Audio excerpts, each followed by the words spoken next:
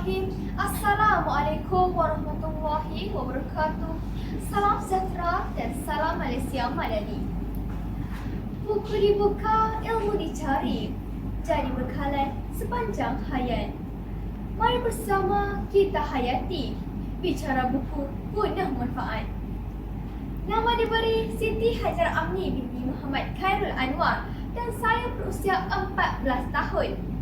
Saya juga merupakan anak didik di Sekolah Menengah Kebangsaan Sungai Soi yang terletak di Kuantan, Pahang. Kod sekolah saya ialah CEA 4089. Saya seorang yang gemar membaca dan menulis kerana bagi saya, buku adalah jendela ilmu yang membawa kita mengembara ke dunia tanpa batasan. Saya juga sangat meminati karya-karya yang memberikan motivasi dan inspirasi dalam kehidupan seharian. Jadi, pernahkah anda berada dalam situasi di mana anda rasa dunia ini begitu mencabar? Pernahkah anda rasa hilang arah, tidak tahu sama ada ingin terus melangkah atau berpatah balik? Jika ya, maka buku yang akan saya kongsi ini mungkin akan memberi anda satu sinar harapan. Hari ini, saya ingin berkongsi tentang sebuah buku yang bukan sekadar kisah biasa, tetapi sebuah perjalanan hidup yang penuh dengan jatuh bangun, iaitu Pelukis Arkitek Jalanan karya Temeh Abdullah. Buku ini adalah refleksi sebenar tentang perjuangan seorang anak muda yang berusaha keras untuk mencapai impian meskipun menghadapi pelbagai rintangan.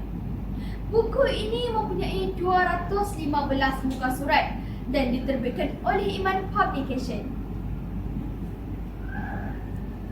Sebelum kita menyelami isi buku ini, mari kita kenali dahulu siapa Temeh Abdullah. Beliau ialah seorang penulis yang terkenal dan memilih untuk tidak mendedahkan identitinya kepada umum. Namun begitu, melalui penulisannya, kita dapat melihat sisi kehidupannya yang penuh dengan cabaran dan pengajaran.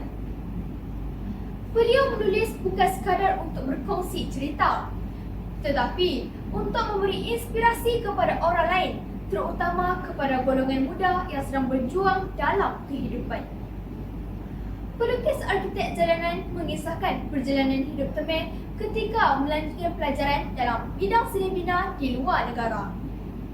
Ia bukanlah satu perjalanan yang mudah, bermula dari tekanan akademik, masalah kewangan, hingga keyakinan diri yang goyah.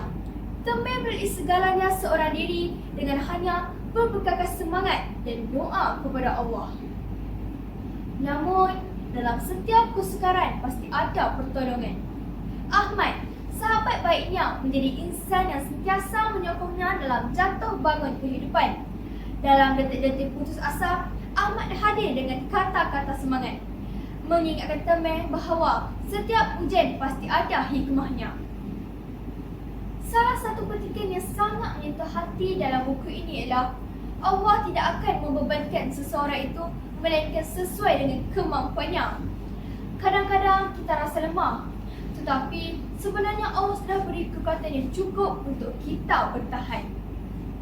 Petikan ini mengingatkan kita bahawa setiap cabaran yang hadir dalam hidup bukanlah untuk menjatuhkan kita, tetapi untuk menguatkan kita. Buku ini mengajar kita banyak perkara yang boleh dijadikan pedoman dalam kehidupan. Pertama, kita tidak boleh mudah putus asa. Kejayaan tidak datang dalam sekelip mata, sebaliknya, ia memerlukan usaha yang berterusan. Walaupun menghadapi kesukaran, kita perlu terus melangkah ke hadapan. Kedua, menghargai sahabat sejati. Dalam kehidupan kita memerlukan sokongan dan dorongan daripada orang sekeliling. Sahabat yang baik adalah mereka yang sentiasa berada di sisi kita, bukan hanya ketika kita senang, tetapi juga dalam saat-saat sukar. Kesimpulannya, Pelukis Arkitek Jalanan bukan sebuah buku, tetapi satu kisah kehidupan yang boleh menjadi cerminan bagi kita semua. Ia mengajar kita tentang nilai ketabahan, keyakinan dan persahabatan. bagi sesiapa yang sedang mencari inspirasi dalam kehidupan. Buku ini adalah bacaan yang sangat sesuai. Indah sungguh si bunga melati, harum semerbak di waktu pagi. Bicara buku berakhir di sini. Moga bertemu di lain hari. Sekian sahaja bicara buku saya pada hari ini. Sekian, wabillahi taufiq wal hidayah. Wassalamualaikum warahmatullahi wabarakatuh.